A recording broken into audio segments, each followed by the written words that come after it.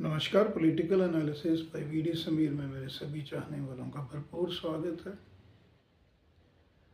आजकल कोई भी आप नेशनल चैनल देखें या सोशल मीडिया, हर जगह जो है वो लोकसभा इलेक्शंस को लेके ही प्रेडिक्शंस जो हैं, कौन सी पार्टी, कौन सा दल कितनी सीट्स लेके आएगा।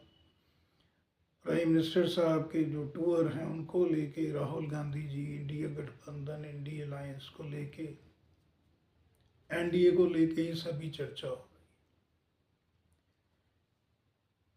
इस चर्चा के बीच कई बार हम बहुत से इस तरह की राजनीतिक घटनाएं हैं जो नेशनल चैनल्स के पटक पे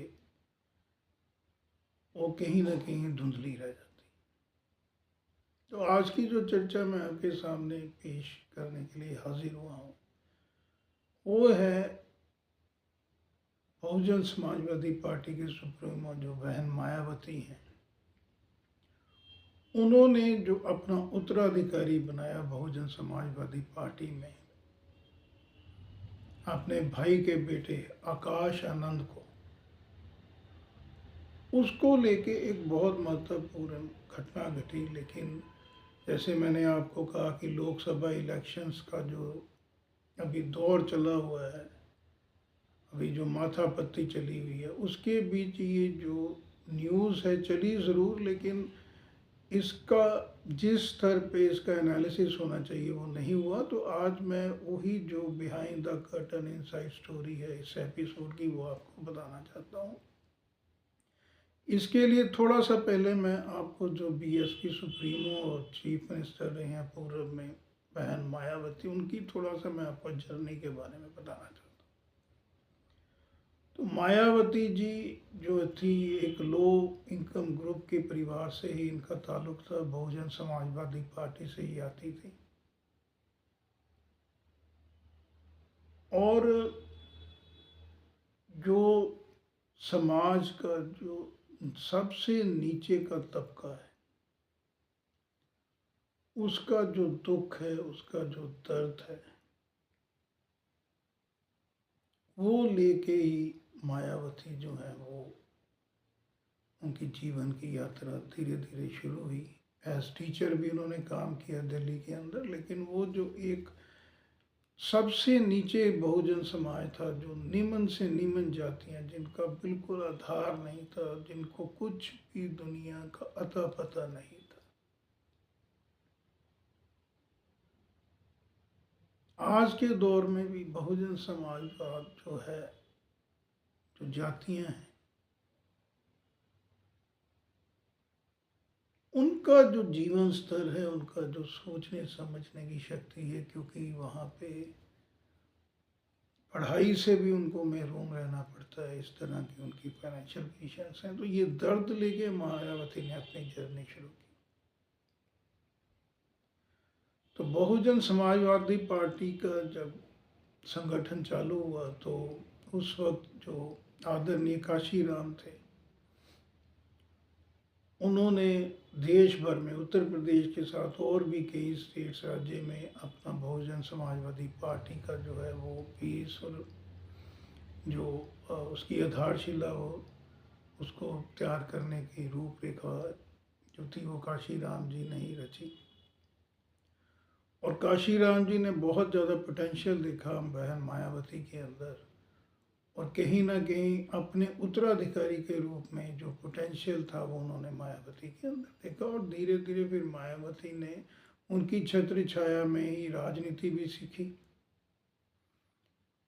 और अपना आधार बढ़ाते बढ़ाते फिर जब काशीराम जी का कुछ हेल्थ इश्यूज आए, उसके बाद उनका देहांत हुआ, तो फिर जो भाग दौड़ है वो मायावती जी ने संभाली।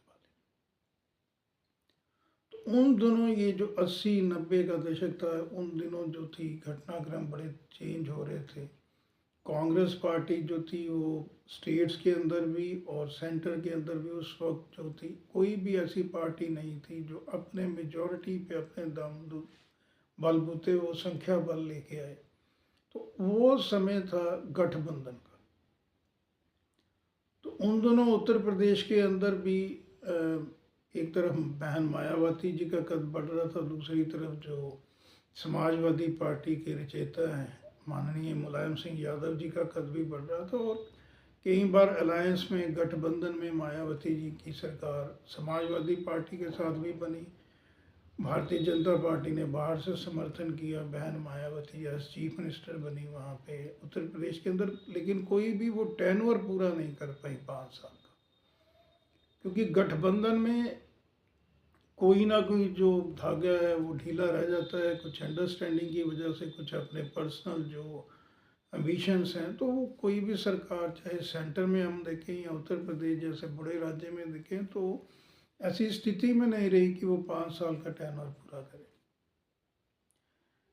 लेकिन जो बहन मायावती ने 2005-06 के अंदर मुख्यमंत्री रहते हुए, चाहे टेन्योर पूरा नहीं किया उत्तर प्रदेश का, लेकिन उन्होंने एक सोशल इंजीनियरिंग को लेके,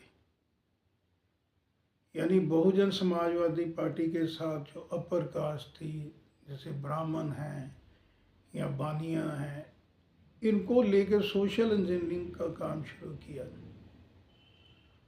और जो उनका बेस था उत्तर प्रदेश में, वो बहुत बड़ा, उनके सहयोगी के रूप में उनकी टीम में शामिल हुए उन दिनों सतीश चंद्र मिश्रा जी।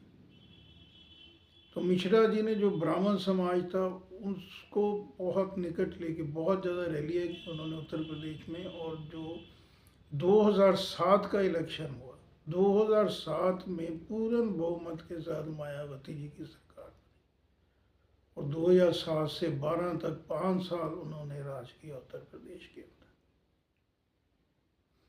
फिर चाहे लोकसभा का इलेक्शन है या स्टेट असेंबली का इलेक्शन है, मायावती जी थी वो की प्लेयर ही रही। तकरीबन मैं समझता हूँ 1 दशक से भी ऊपर उनकी बहुत ज़्यादा इम्पोर्टेंस रही, नेशनल पॉलिटिक्स में भी और स्टेट में। उसके बाद जो 2014 का लोकसभा इलेक्शन हुआ था, उसके बाद धीरे धीरे जो उतनी ज़्यादा सक्रियता है वो मायावती जी की ने, अब ये क्या इशू रहा क्या नहीं रहा, वो मीडिया के सामने भी उन्होंने आना बहुत कम कर दिया। पहले भी वो इतने ज़्यादा मीडिया फ्रेंडली नहीं थी, लेकिन उन्होंने बिल्कुल ही मीडिया से कटना शुरू कर दिया। और 2019 के बाद तो बहुजन समाजवादी पार्टी ने अपने जो स्पोक्स पर्सन हैं वो भी टीवी चैनल्स में भेजने बंद कर दिए, और एक किस्म से वो राजनीति से धीरे धीरे ऐसा पीछे हटने लगी, जो इतनी एक्टिव हुआ करती थी पॉलिटिक्स में। और उसका प्रभाव ये पड़ा कि जो जनाधार था बहुजन समाजवादी पार्टी को, धीरे धीरे घटता हुआ 2019 में, उसके बाद स्टेट असेंबली के इलेक्शन भी वहाँ पे हुए, तो ये तकरीबन 10 से 12% तक है। लेकिन वो 12% वोट बैंक आज भी इंटैक्ट है, और किसी भी पार्टी को जिताने और या हराने में आज भी जो मायावती हैं वो सक्षम। लेकिन जो उनके भाई हैं मायावती जी के, अनंत, पर्दे के पीछे रहते हुए संगठन का, पार्टी का काफ़ी ज़्यादा रिस्पॉन्सिबिलिटी वो लेते हैं। और उनके बेटे हैं, उनके सपुत्र हैं आकाश अनंत। तो आकाश अनंत में भी वो पोटेंशियल, वो छाप देखते हुए, बहुजन समाजवादी पार्टी की पीड़ा का दर्द महसूस करते हुए, बहन मायावती ने कुछ समय पहले आकाश अनंत को नेशनल कोऑर्डिनेटर और अपना जो उत्तराधिकारी है वो घोषित किया। आकाश अनंत पढ़े लिखे हैं, उन्होंने अब्रॉड्स में रहते हुए पढ़ाई की, अपनी MBA की डिग्री को पूरी की, बहुत अच्छे स्पोक्स पर्सन हैं। और जो युवा ब्रिगेड है बहुजन समाजवादी पार्टी, उसके अंदर उनका जो एक उनकी से उनका आधार लगातार बढ़ता जा रहा है।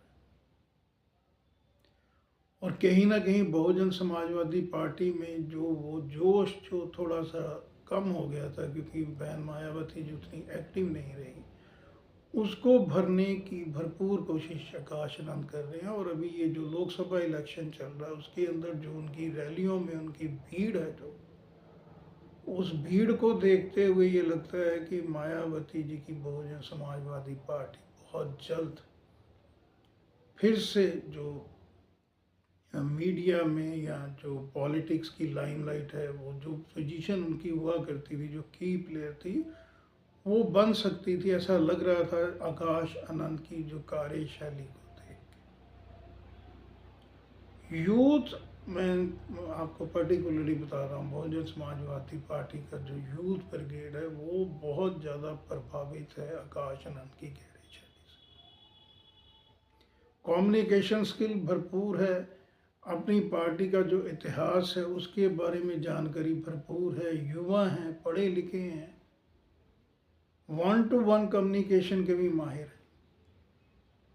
लेकिन आकाश आनंद जो हैं वो बहुत ज़्यादा अपने भाषणों में कई बार बहुत ज़्यादा उनमें एग्रेसिव आ जाता है। ये नेचुरल भी है क्योंकि युवा हैं, पॉलिटिक्स के अंदर अभी उनकी एंट्री हुई है।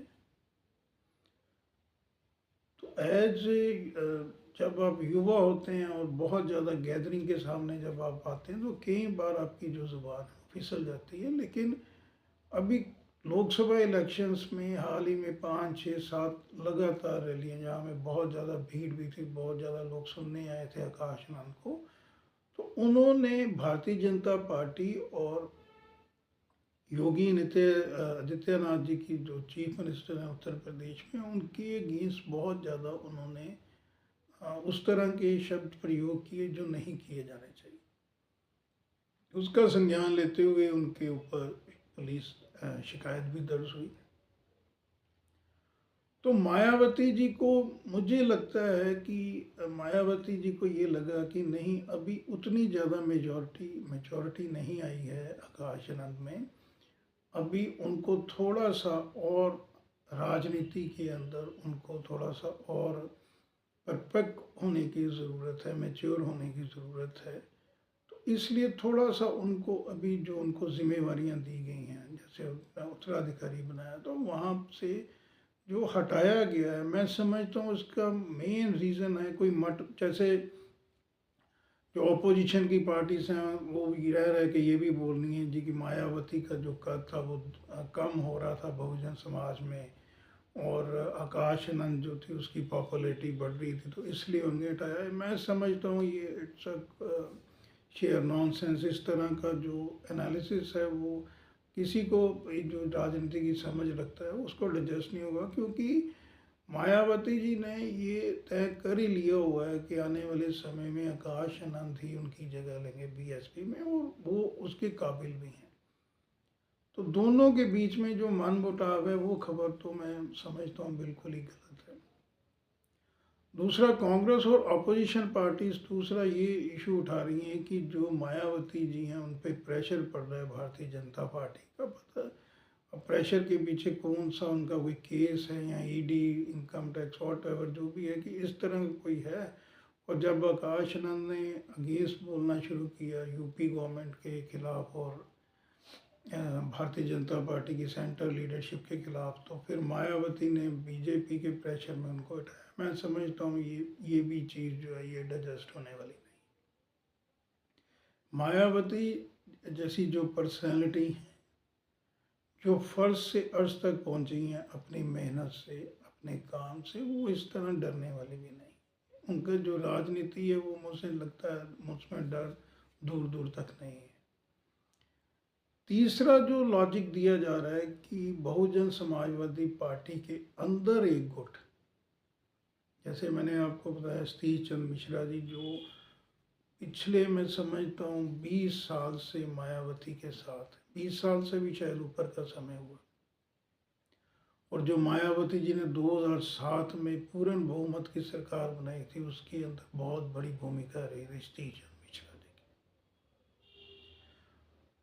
कुछ पिछले समय से जब से आकाश आनंद ने कमान संभाली थी बीएसपी की, तो मिश्रा जी की जो बहुत एक्टिव रहा करते थे, वो थोड़ा थोड़ा पॉलिटिक्स से, बीएसपी से पीछे हटना शुरू कर दिया उन्होंने।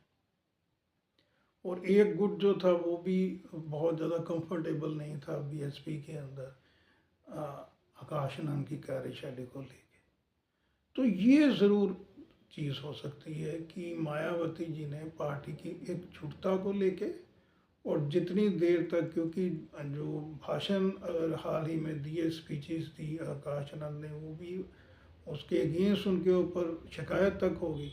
तो उनका जो पॉलिटिकल जर्नी थी, उनको लगा कि शुरू होने से पहले ही वो इस तरह के अगर कॉन्फ्लिक्ट में उनकी इन्वॉल्वमेंट होती है तो फिर तो बहुत मुश्किल हो जाएगा उनके लिए।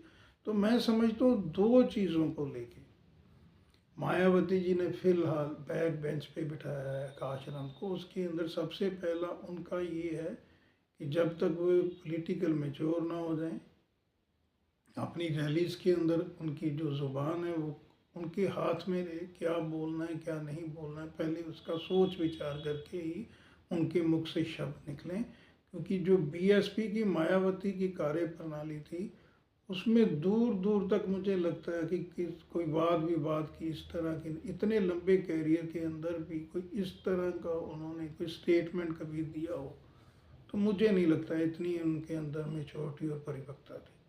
तो वो चाहती हैं कि आकाश आनंद भी निर्विघ्न अपनी जर्नी कर पाए। एक रीज़न आकाश आनंद के फेवर में ही उन्होंने ये लिया उनको हटा के, और दूसरा पार्टी के अंदर जो कहीं ना कहीं अभी उतनी एक्सेप्टेंस नहीं है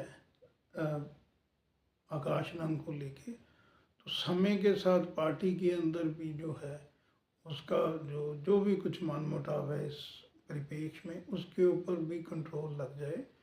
तो इस दोनों चीज़ों को लेके फिलहाल आकाश आनंद को उन्होंने साइडलाइन किया।